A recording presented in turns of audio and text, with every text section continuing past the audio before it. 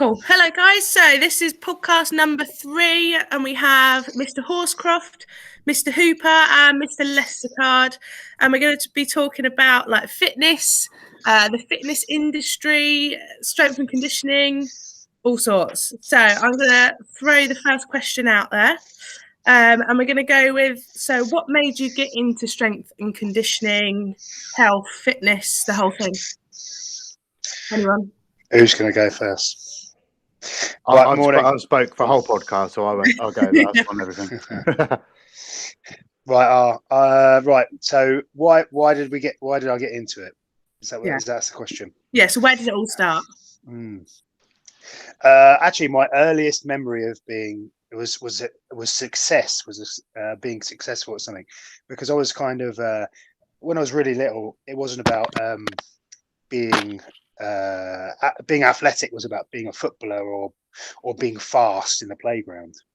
But I remember my dad daring me at a family gathering to do a load of press-ups when I was about 6 years old or 7 years old, and I did it. And I remember doing sort of quite a few good press-ups, and then everybody made a really big deal out of it. And I remember that success because I didn't have a lot of, like, at that point I was like, well, I'm not that good at football, I'm not that fast, and so I had the kind of want to be sporty but didn't really get anywhere with it. That would be my first thing, and I think that was probably for me the beginning. I watched Conan the Barbarian when I was a kid as well, Arnold Schwarzenegger and Conan the Barbarian. Yeah, that was a bit of a moment for me. Yeah. Tom? Where do I start? 2010, I think it was. My first insight into strength and conditioning was when I first got injured. I think this is a big thing that a lot of us right now would agree with, that a lot of setbacks sort of redirect your path into staying within the sport, but sort of veering into another avenue. Yeah. So I spent a lot of time sort of understanding the body more and more. So from 2010, really, I started to understand what I didn't know. Yeah. And it just sort of my thirst for information just sort of stemmed from that. So I went to obviously a few courses. I did my fitness instruction level 2, then my PT course, and then my S&C qualifications when I got back from Australia. So for me, it was understanding that, seeing where I could go wrong, but then also being able to learn from that to then be able to educate other people around what was happening to them. So previous experiences really stem from that.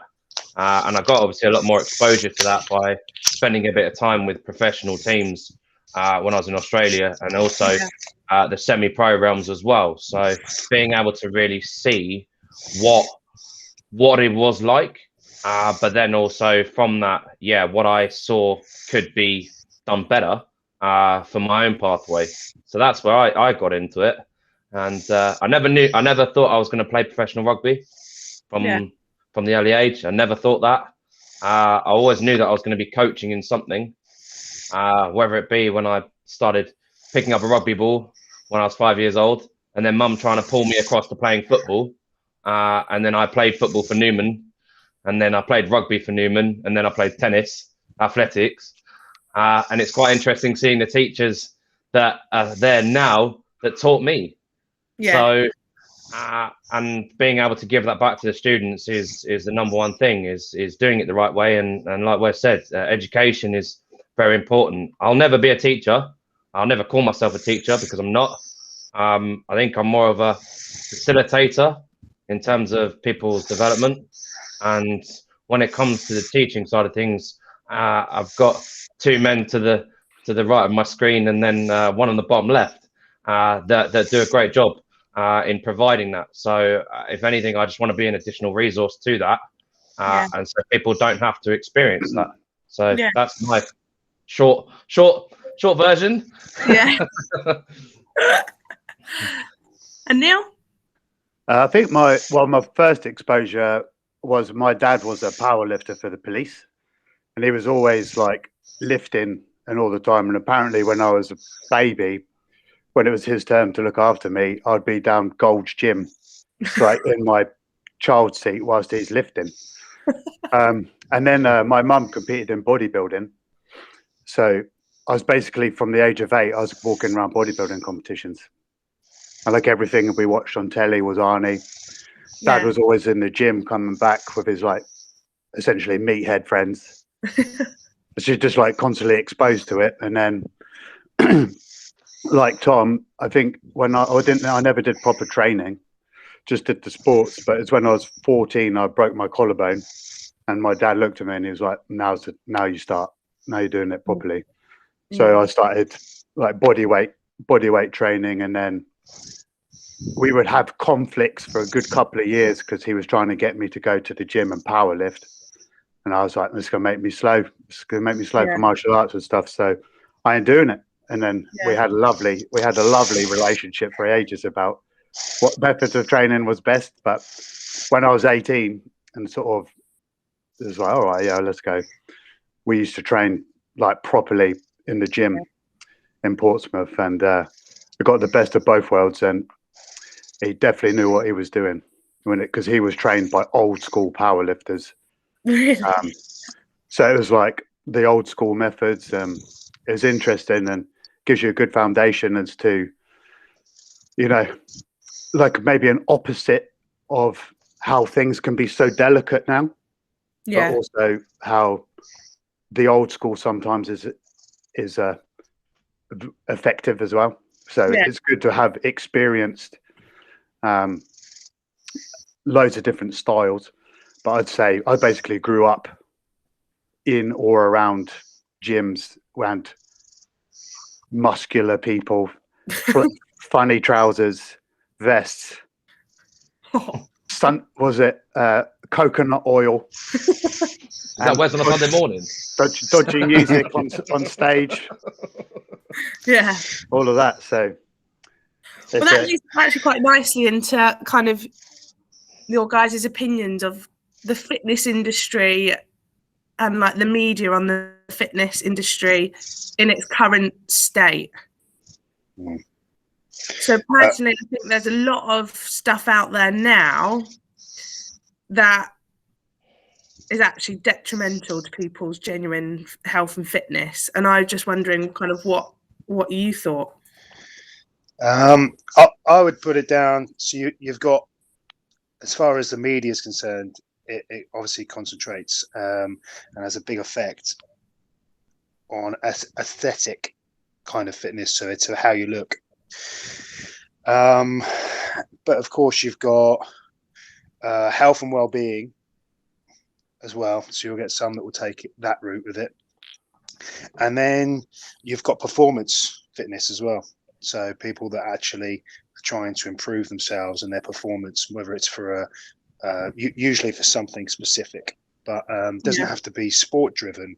It could be simply how to perform one task better, I guess. If you look at CrossFit and things like that now. So I mean, most people will be drawn to the visual stuff of media, won't they? So it's all about how you look. So the first thing you see is the aesthetic, and I think hopefully people will move past that really quickly.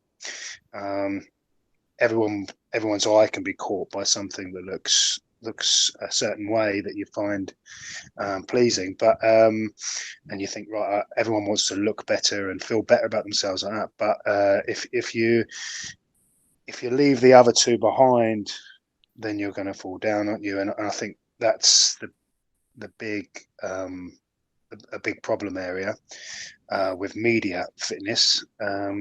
Of course, there's the health thing, not being able to live healthily and be healthy in mind as well as body, into how you work on the inside as well as how you look on the outside. That kind of is the obvious one, but actually you'll notice that turn on the TV and watch professional sports of any sort, men and women, and you'll probably find those people obviously are into performance fitness, so they're trying to improve themselves, and they will all have had to have encompassed all.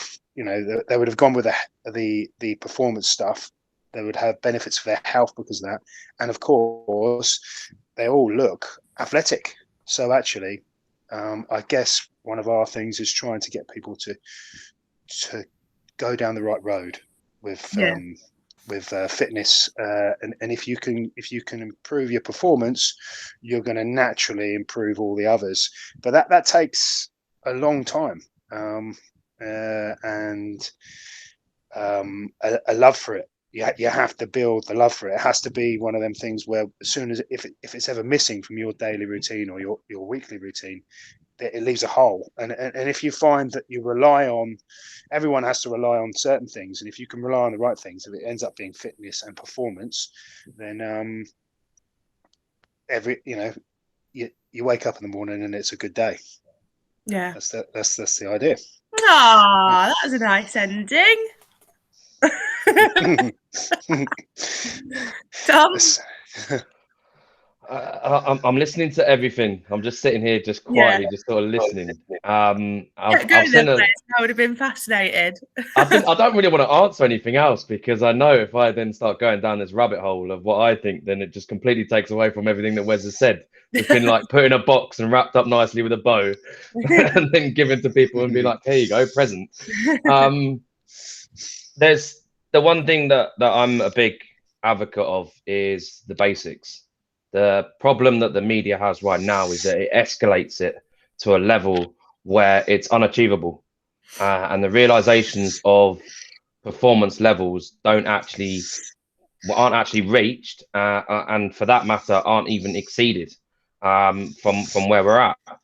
We're quite fortunate that we're at the beginning of the chain, essentially, in terms of player development.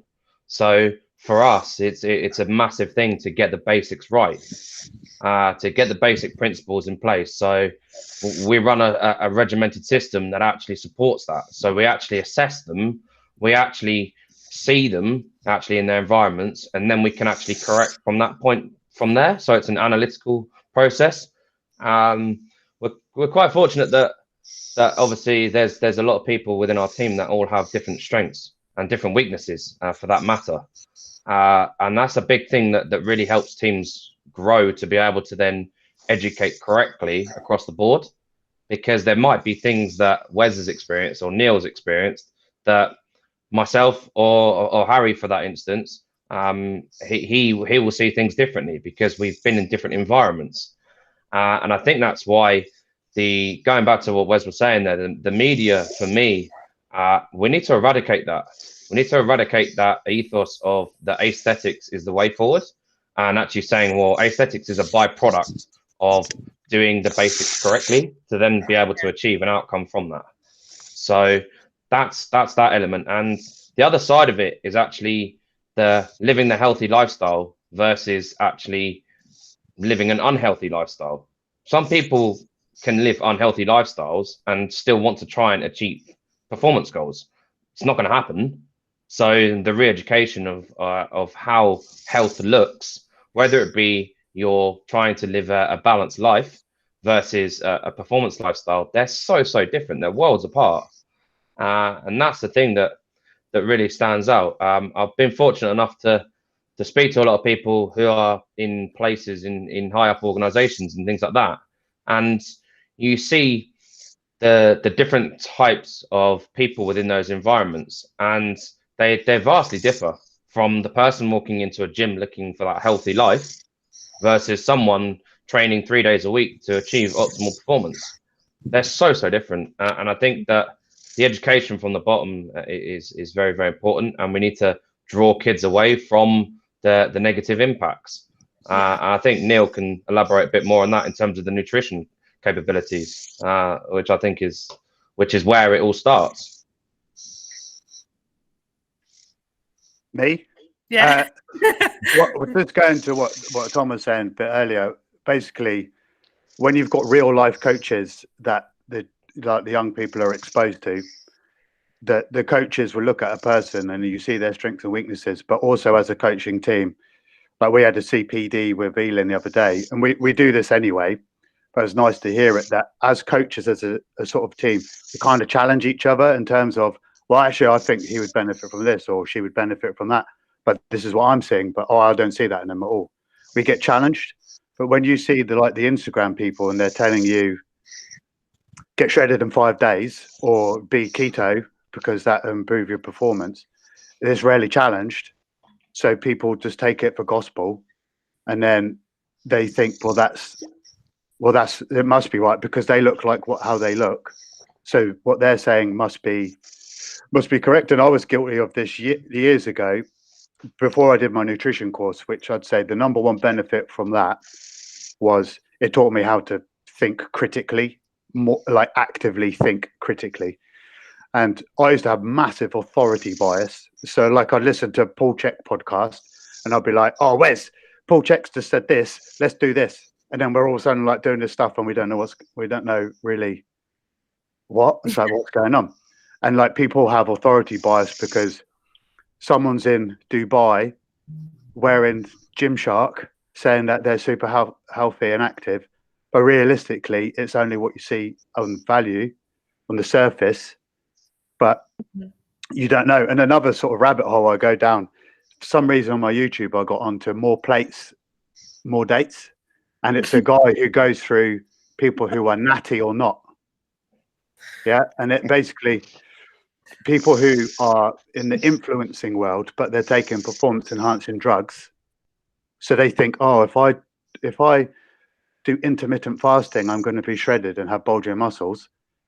But reality is the image that they're seeing is not correct. And I remember talking to my year 12 BTEC group, and I asked them if they thought The Rock was on performance enhancing drugs. And a lot of them said no. So, I mean, it's like, what reality are they actually exposed to in terms of what's achievable and what is healthy and what is performance based? So it's an absolute minefield to navigate. Yeah, and it's similar to like confirmation bias as well. It's like, oh, if you think like protein shakes are gonna, or like I know a few like people similar to my age actually that just think like protein shakes are gonna just get you massive, and you don't even need to focus on your general daily intake of your macros and going into that whole kind of thing.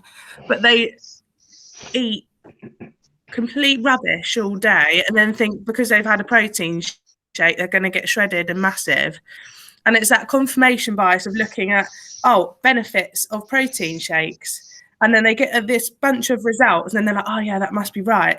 And I think that's so like it's such a massive thing that I think people need to be aware of, is that you only actually really Google or just look up research things that are gonna go against what you're thinking.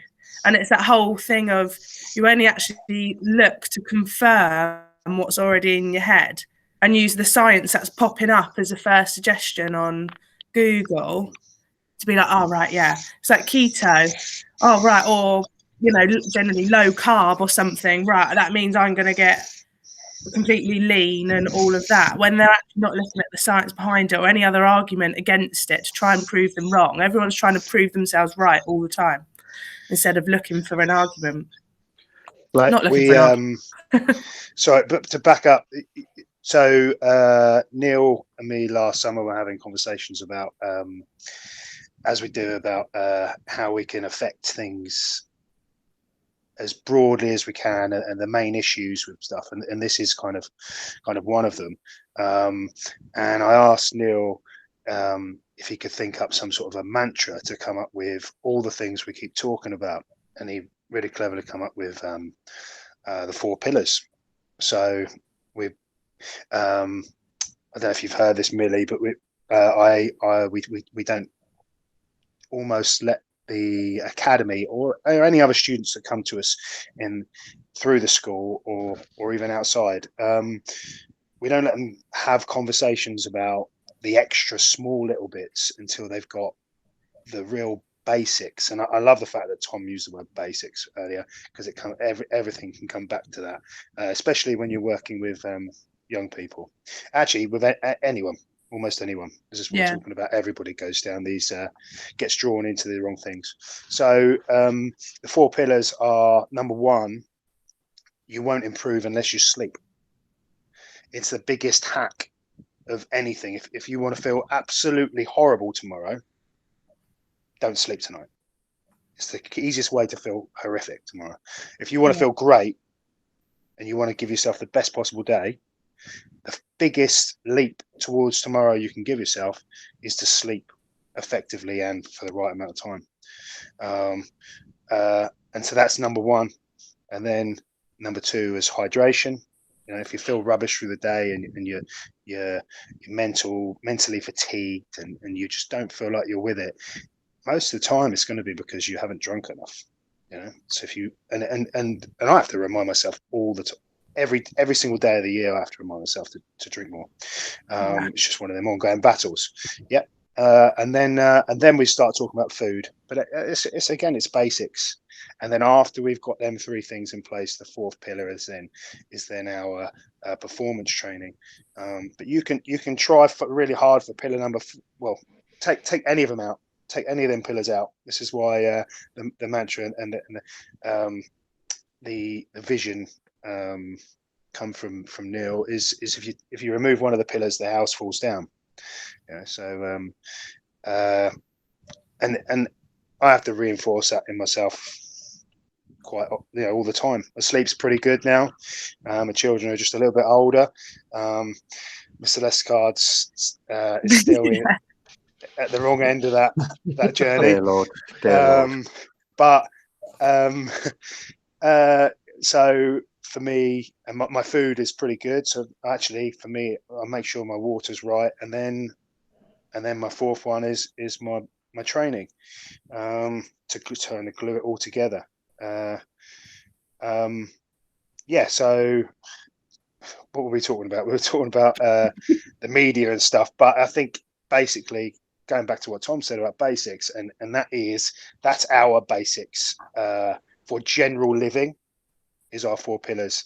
And then of course once we start getting that right, then we start handing them off to Tom and Harry to start getting the basics of movement. Once you feel good, then you got to go and learn to move right. Feel good, look good. I don't know if we're going down that rabbit hole just yet. All right, but the end product is Wes. The start is Neil. is that what we're going for? No, I'm just going to elaborate a little bit on that, on the basic principles, because I think that one thing that what we can do now is actually looking at players once they've got the basics right to actually earning the right to progress. That's a big thing that we use in terms of the systems that we've implemented. Once they've got their 4 pillars in the right place, we actually start then moving on to the other parts of it. The first one, as I mentioned, is obviously profiling. The second one is obviously looking at them in the environment, and then the third obviously from there. But what we actually have done is we've actually developed a yearly cycle. So what the players then actually do is they don't actually know this, but we're actually following a set system to be able to get outcomes that we're looking for. So the first 3 sort of, because everything comes in 3s. I've always noticed this with anything in life. Something always happens and it's always in 3s. Don't know why. But so what we did with the beginning of the year is we started with move, run, jump. So can a player move properly? Can he actually run properly? And can he actually jump properly? So we've actually eradicated the weights essentially. We've taken that out of it, because the first thing that you obviously can do, if you can't move your joints in the right way, then you can't actually move your body in the right way. There's no point trying to put a loading onto a 15, 16-year-old kid who can't even move properly. If anything, I would probably take weights out of the equation probably until they're 16, 17 years old, and they can actually prove to me and Harry that they can actually hold their body weight for a prolonged period of time. They can actually manipulate their body, their center of mass across the floor, and do it fast. So we're looking at those areas. And another thing, obviously from that, is then moving on to the running aspects. Can they actually position their foot correctly and are they actually moving their body mechanically as well as they should be across the ground? A lot of what we're seeing right now with some of the players is that they have imbalances, but that's natural through development. So we're quite fortunate that we have a good medical support team in being able to address that, so that then she can actually help us to see what we're not seeing. It's going back to my eyes might see one thing, Harry's might see another, and then Neil and Wes see other things. So we've got to be able to do that. And the third one is, can they actually jump properly? Can they move unilaterally? Can they move under load and actually get some height from that? Can they actually correctly move? If they can't correctly move as the end product, then we can't then move them on to the next phase, which is where we then start looking at energy system development. We start looking at putting them under stresses. So we're looking at crawl carry complexes for the second, third term. And then we start looking at the high speed aspects of things as well. So there's always 3 components so that the players don't get bored. But what we're doing is I'm quite fortunate that I was able to share this concept with the guys, and then it's just run really smoothly. So we've eradicated soft tissue problems, which seemed to be an issue from last year.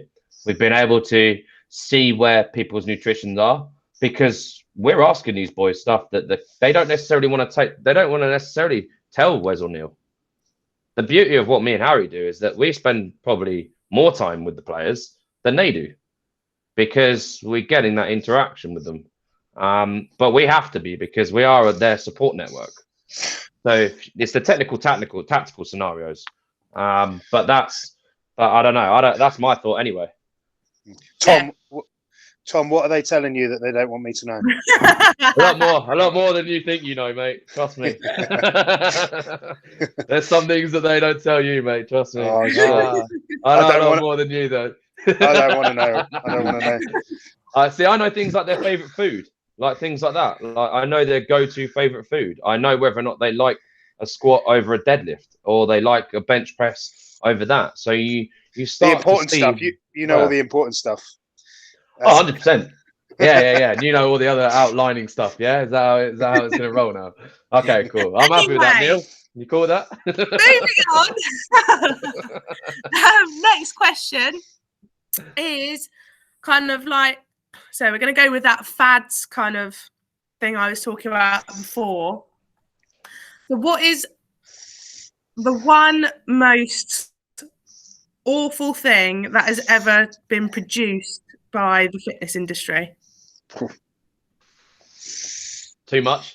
Yeah.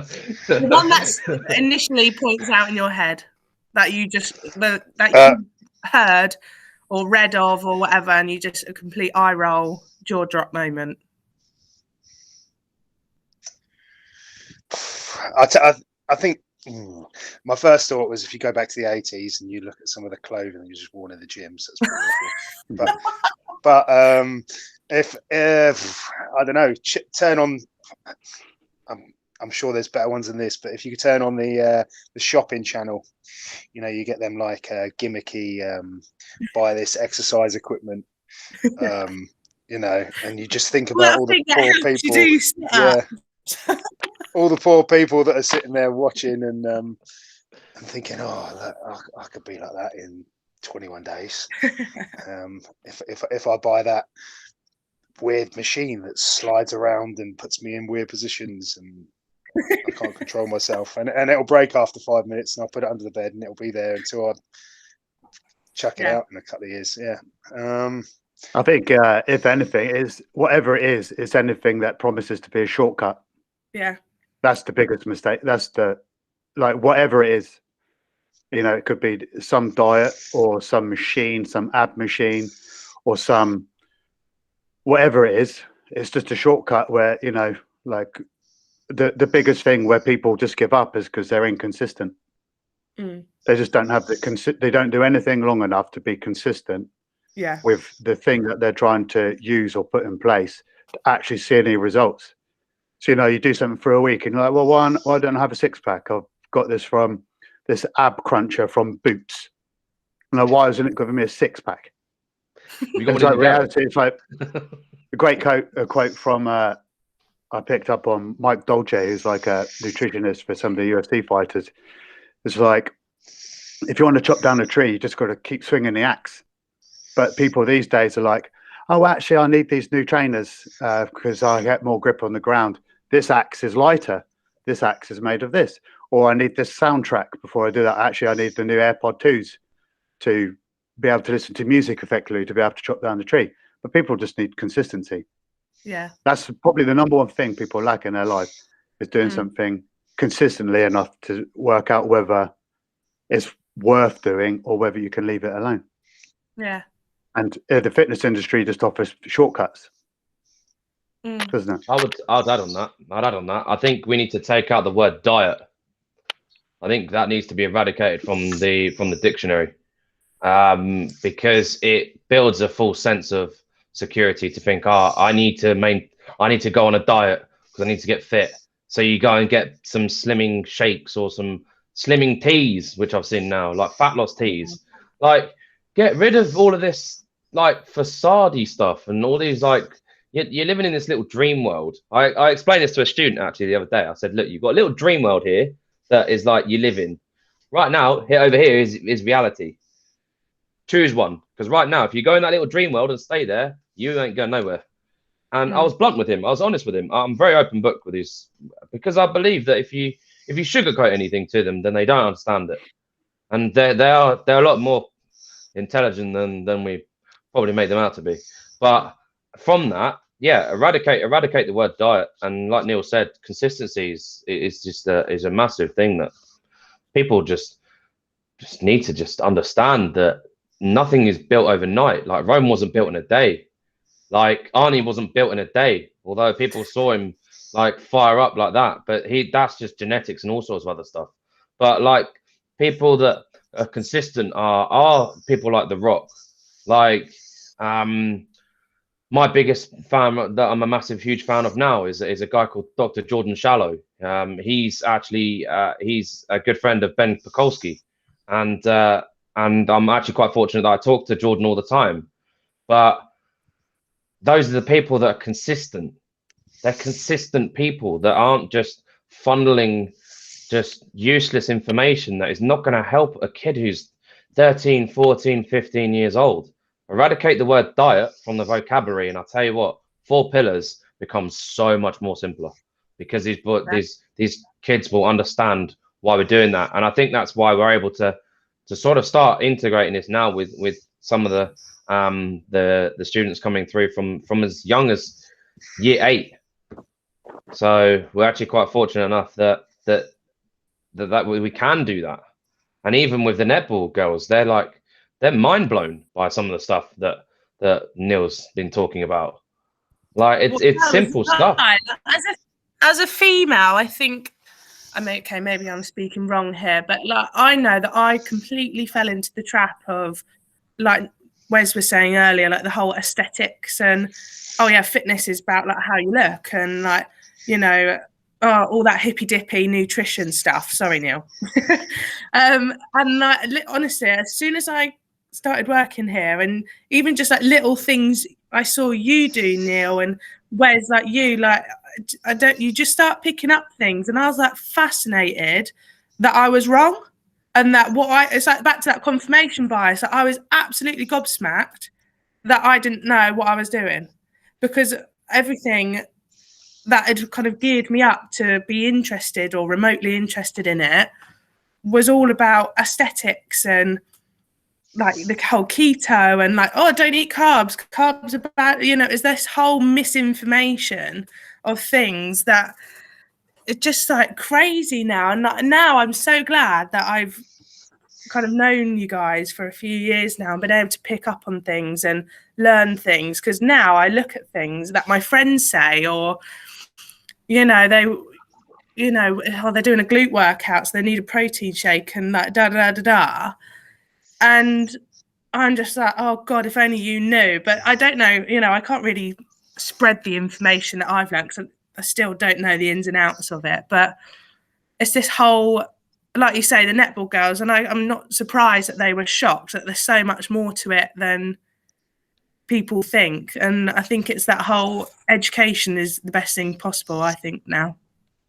Where's here's a question for you then. Where do you think that confirmation bias came from? I've asked that question to a lot of the players, and I've asked them the first thing: where do you think the confirmation bias has come from? Apart from Instagram being one of them, where do you think it originated from? Oh, just like reality TV, stuff like that. They're getting fake this, fake that, surgically removed, and like all of this crazy stuff. And like you think that, but it was also undercover and taboo and stuff like that. And I mean, mine, I'll go as far as to say I'm a sucker for Towie, right? And they're probably like some of the worst for it. And they were like walking around, and I remember it was like the only way is Marbs, like years and years ago. And it's like you look at them and you think, oh my God, like they're amazing. They're all of they look perfect, da da da. And like I was quite young when that came out, and I think it was where it all initially started was just reality TV. And even going far as, I mean, I wasn't really a princess girl, but Disney princesses, I think it literally it's drilled into you for so long. Yeah. Female wise, I don't know what it it stems one thing from what you said then, that all those things have been from within your own four walls of your house. So I'm a big advocate that if we can re-educate parents, then they'll have the ability to actually do the hard work for us. Look, I'm not a parent, but I think that Wes can probably elaborate on that, but I'm just going to speak from a coaching perspective, that the re-education and what we're quite fortunate now is to actually re-educate the kids that maybe parental influences haven't actually led them in a direction that's actually been supported by the sciences that actually do the right thing. So that's where I've sort of seen it quite commonly from coming into the school, but it's not something that we can just sort of let it go, but we can kind of just re-angle it so that then they're actually seeing, well, the supported information from that. Yeah, your parents might be right to a certain extent, but our job as coaches is to actually say, well, look, we need you to come down here because that information is not going to help you. But I'm just speaking from there. Confirmation bias, though, again, like the whole thing. It's like you just believe what your parents say, and you then believe it. And this is no like disrespect, but at all to parents out there, but I love that whole. It's actually a whole like family lifestyle and the way things all work as kind of one whole machine on bringing up rounded humans with a reality that is level and right almost.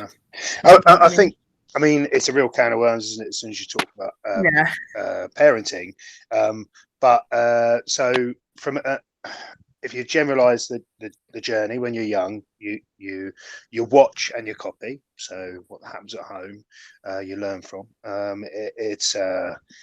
read quite a while ago some study that was done on children that watch their parents exercise are drastically more likely to exercise and keep fit when they're older. It's the same, and then it's also for genders. So if a daughter was to see the mother exercise, it's heightened even further. And if the son was to see the father exercise, it's heightened even further. And then I would like to think that everyone's doing their very best, but and obviously parents aren't just there for this reason. They're there to teach morals and everything else, and so it's a massive can of worms. And then it moves from that to more external. So it is the beginnings of it. That journey is within your four walls at home, and then it moves to being influenced by peers and the outside world, and I think that's where parents should be monitoring. We really do monitor the social media at home. I've got in just over a week, I'll have two 13-year-olds, and now I've got two 9-year-olds, so I've got four, and they're I don't know what the age is for Instagram legally, but most people don't follow that in their homes. I didn't. Yeah, most people don't, and you know, I'm really lucky. I'm going to put my hand straight up. I'm not tech savvy at all, but my wife is much more than I am. So she does all the parental locking down of devices and stuff like that. And I would really struggle if it was down to me, you know, to do that. And then that's where we come in. When you get that little bit older, if I was to sum up what we are more than anything else, I think we're mentors. And you've been a mentor to anyone, so you've looked at maybe our day-to-day lifestyle habits while at work, Millie, and you've picked up on some stuff, and that's you know, that's not done on purpose. That's just you being absorbing your surroundings and learning from them. But that has had a small little tweak on maybe how you do things. And then of course we want to do that on a much bigger scale with the boys and girls that we come across within at Newman, and anywhere else we come across them, and that's kind of what that's what drives me anyway, you know, to have them little influences. And I think if I come back to you know, Neil's word of consistency. What do you need to have consistency? You need to have time to be consistent. You can't be consistent. You can't say, yeah, I'm consistent. I started last week. Well, no, you can't say I'm consistent. I started a year ago even. And I think me and Neil have moved past our rugby careers and things like that. And so we're not competing. I think we're both very good at the people we compete with ourselves most of the time anyway, even when we were younger, but we're not competing against other people now. We're trying to grow old gracefully. And what we've done is we've gone through a journey where I've not stopped on one form or another. I've not stopped trying to be healthier and better and more physically able for the last 20 to 25 years. And what have we got? We've got tons of perspective, and that's our job, is to guide people, and just hopefully that people are looking for the right influences.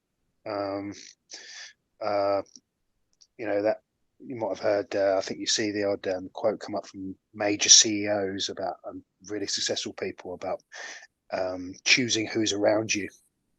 Because if you've got the right people around you and they're really positive and they're going places, and you're constantly just picking up little bits of information. And that's about as good as you can do. And then so consistency's so easy to say, isn't it? But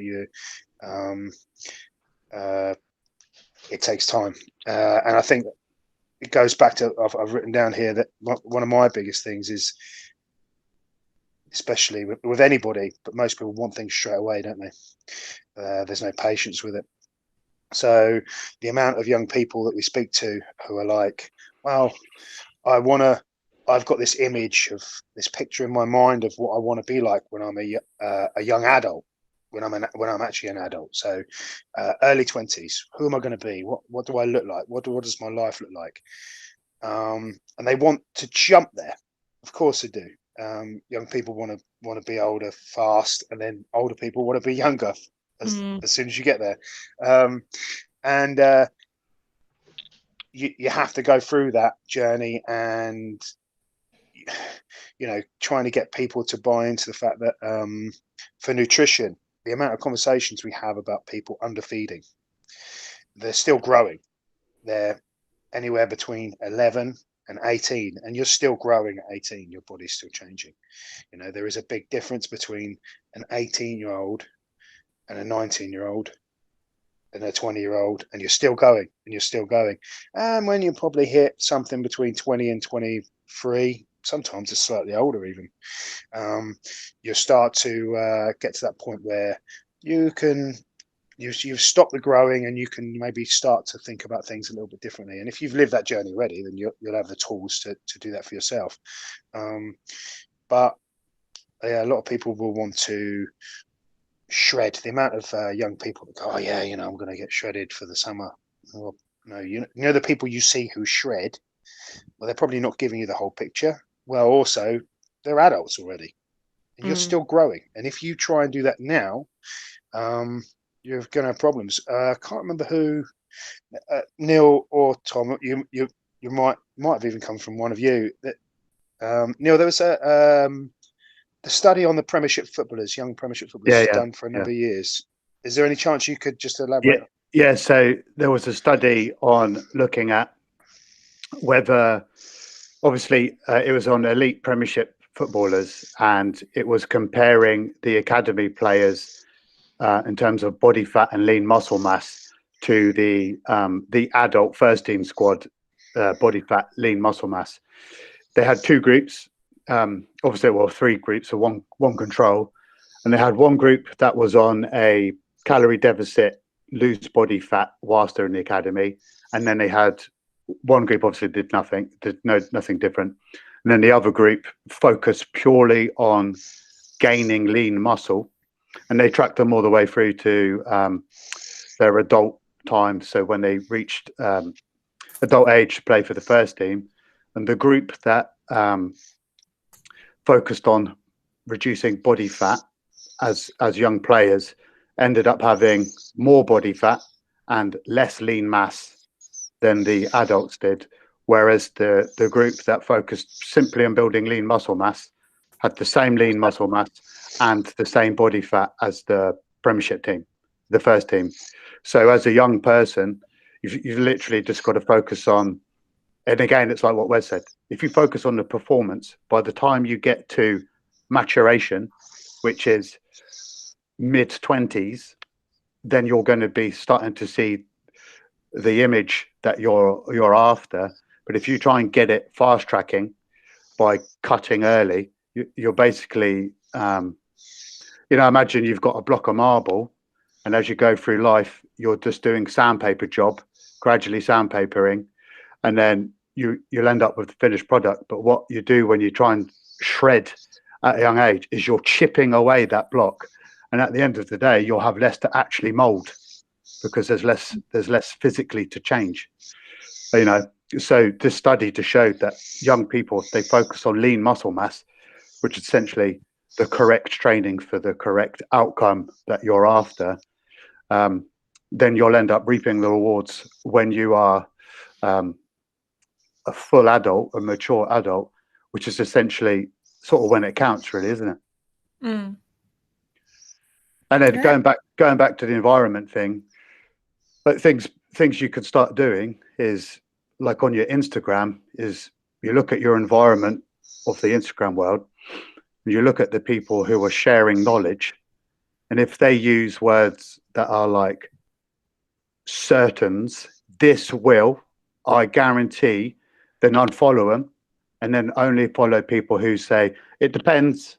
Wait for what after you're on depends, and then you start streamlining the faff and all of the rubbish stuff, and then your environment is more positive, is more accurate, and then it's like you're going to have more success. Whereas if you're in this world where a world of nonsense and your environment is, half truths and false certains, then you're going to get stitched up. Yeah. I'll just elaborate a little bit on that, Neil. I really enjoy that part where you can be in that environment and you can see what someone already has, because then it gives you an insight as to knowing what it could be. So one thing that I've been quite intrigued on recently is actually looking at research-based articles, because if someone says to me, "Oh, this will, that will," I'm instantly questioning that. Whereas if someone in a sentence, say for instance, uses, well, research shows, then I'm more likely to then gravitate towards that piece of information to then understand the research, to then see if it practically applies to how my environment could possibly change. But look, that's a whole nother kettle of fish. We could be here for days talking about that sort of stuff, because it's being able to understand what intellectual property and certain pieces of information are actually relevant to your growth and development. But yeah. So you've literally answered every question I had through just talking, which is good. So I'm going to throw just like the last one out there. If it wasn't strength and conditioning, fitness, nutrition, teaching, rugby, what would you be doing? Oh dear. You've just literally eliminated my whole world off my list.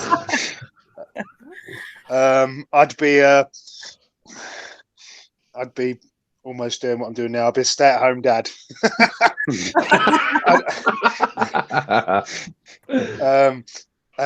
Working on, homeschooling.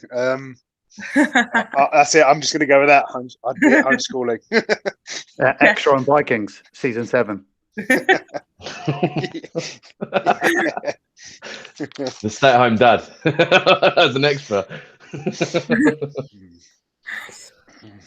Tom? Yeah. Neil? I answered on the last one, eh? Oh yeah. I'm quite fortunate. I'm gobsmacked. Okay. I'm quite fortunate that I've been able to do most of the things in my life that I wanted to set out to do from the start. I got on the property ladder quite young. I hit my financial goals that I wanted to achieve, and I was able to work with Fortune 500 businesses to be able to support them and drive their business forward. So that's been quite of an interesting journey. I love listening to your podcast when Neil brought up the 9-to-5 workers, and I think we were just talking about this before.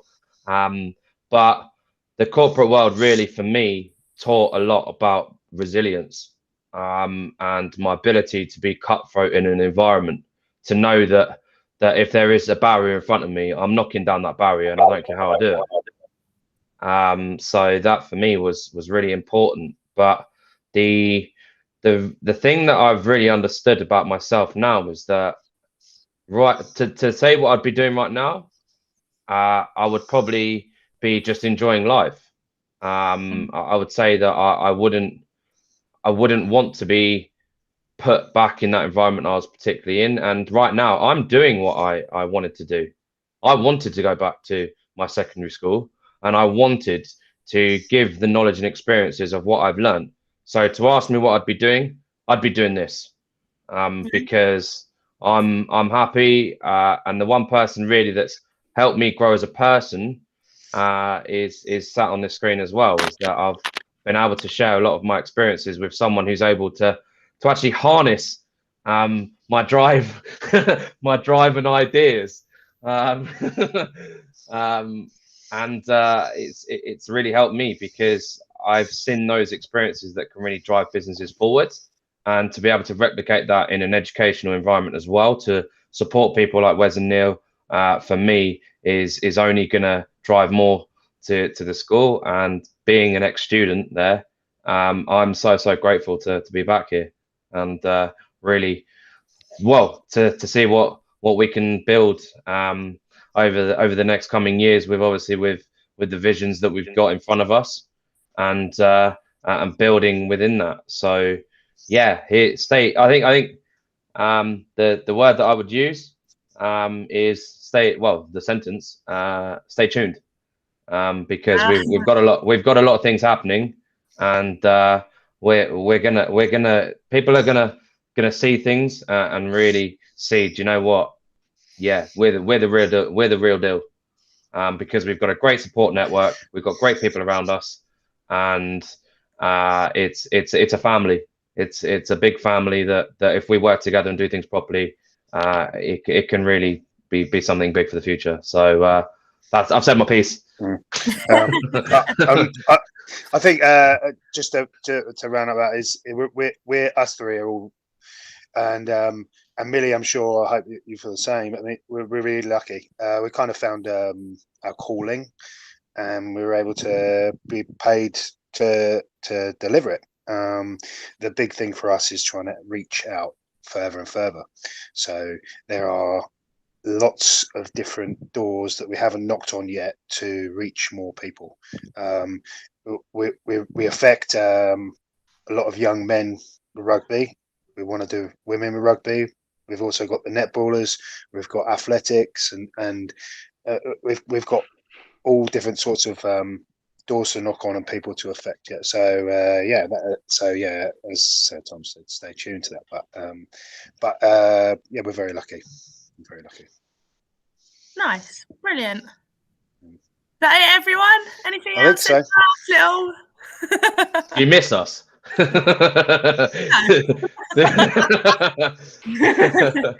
was in Worthing and I could have popped in and seen Neil.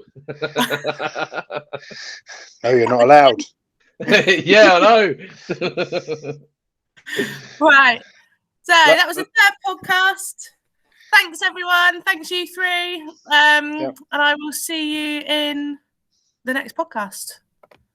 See you later.